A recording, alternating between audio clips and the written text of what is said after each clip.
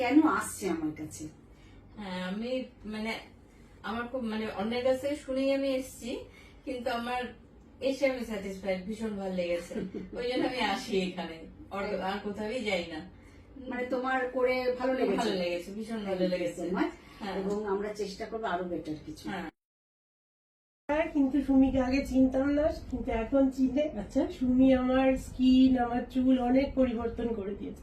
Thank you Sumi, happy birthday সুমিস। হ্যাঁ, thank you so much. আর কেন আমি এখানে আমি আগে এখানেই থাকতাম, এখন একটু দূরে চলে গেলেও আমি যতই অসুবিধা হোক না কেন এখন এখানে ছাড়া আমি আসি না।